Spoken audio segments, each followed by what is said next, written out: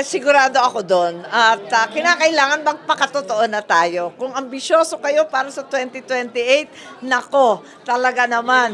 SKL, share ko lang, hindi mangyayari yan. Sarili at ibabahagi natin sa ating lipunan. Sabi ko nga sa ating mga OFW sa Ilocos, ang lagi nating sinasabi, earn, learn, return. Ang ibig sabihin, kayo po ang susi sa pagbabago kasi nakita na ninyo sa ibang mga bansa kung paano ginagawa ang mga bagay-bagay, kung paano inaahon sa hirap ang tao, at kung paano talagang tulungan ang mga pamilya.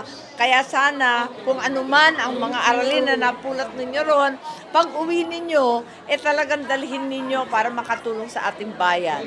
Maraming salamat po, ma'am. Ma'am, regarding sa impeachment ni Vice President Sara Duterte, tinawag po ni Father Flavio Villanueva ng mga hudas ang 18 senador. Ano po ang naging action niyo dito? Sa palagay ko, kung tunay na accountability ang talagang hinahabol ng ating mga sambayanan at yung mga kritiko, ang palagay ko, yung accountability, hindi naman makukuha sa impeachment yon.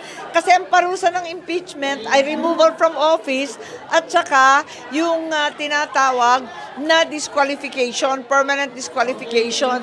Parang nagdududa ako na kung talagang accountability, sangkatutak ang kaso ni Inday Sara sa COA, sa DOJ, sa Korte Suprema.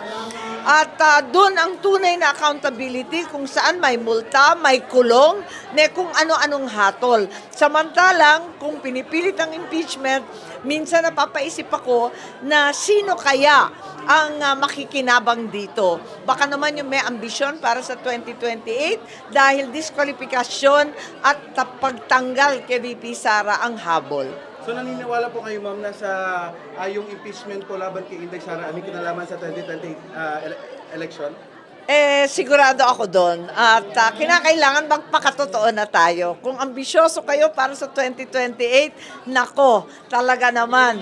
SKL, share ko lang, hindi mangyayari yan.